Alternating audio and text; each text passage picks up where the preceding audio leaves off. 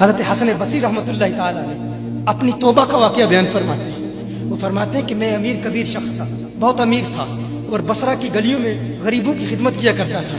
اچانک میں نے ایک حسین عورت کو دیکھ لیا اور میں اسے دیکھتا ہی رہ گیا۔ اس عورت نے مجھے کہا اما تشتہی، تجھے شرم نہیں آتی؟ میں نے کہا ممن، کس سے شرماؤں؟ اس نے کہا وہ جو آنکھوں کی خیانت کو دیکھتا ہے اور دلوں کے پوشیدہ رازوں کو جانتا ہے، تجھے شرم نہیں آتی؟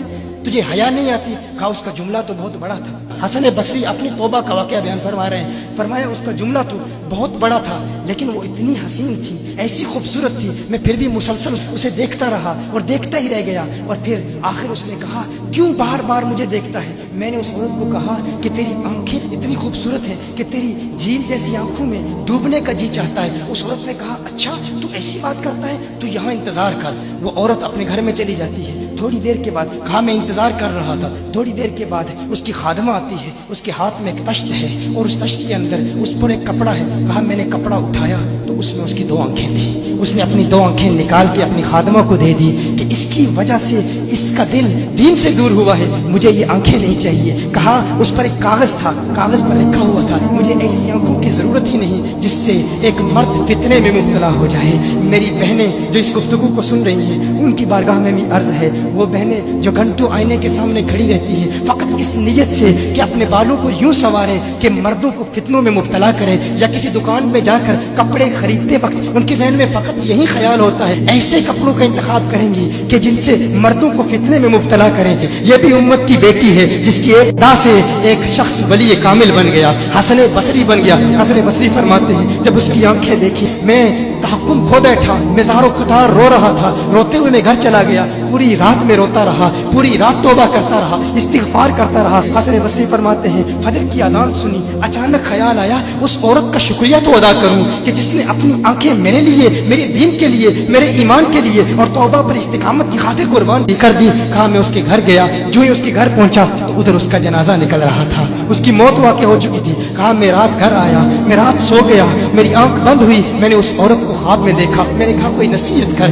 اس عورت نے کہا کہ جب تنہائی میں ہو اللہ کا ذکر کرتے رہو، اور جب صبح کرو تو استغفار کرو، شام کے وقت استغفار پڑھو۔ کہا میں نے اس وقت توبہ کر لی، ایک عورت میری توبہ کا سبب بنی، ایک عورت کی وجہ سے مجھے توبہ پر استقامت ملی۔ یہی حسن بصری پھر وہ واقعہ بھی آتا ہے، وہ دور بھی آتا ہے، ان کا ڈر کتنا ہے، ان کا تقوی کتنا ہے، پرہیزگاری کتنی ہے۔ یہی حسن بصری، ایک دن ایک شخص نے حسن بصری رضی اللہ تعالی عنہ سے کہا ہے حسن بصری کیا آپ جانتے ہیں کہ جہنم سے جو شخص سب سے آخر میں جہنم سے نکالا جائے گا اور پھر یا حنانو یا منانو پڑھتا ہوا جہنم سے باہر نکلے گا؟ حسن بصری فرماتے ہیں کاش میں وہ شخص ہوتا، کاش میں وہ شخص ہوتا۔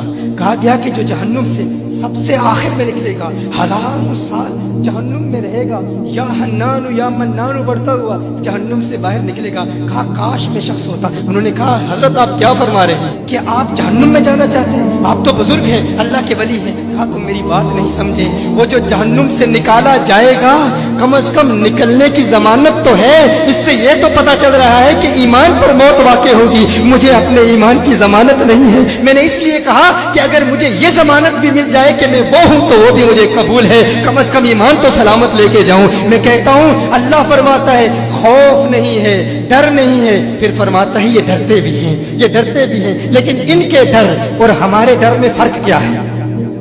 ان کے ڈر اور ہمارے ڈر میں فرق کیا ہے؟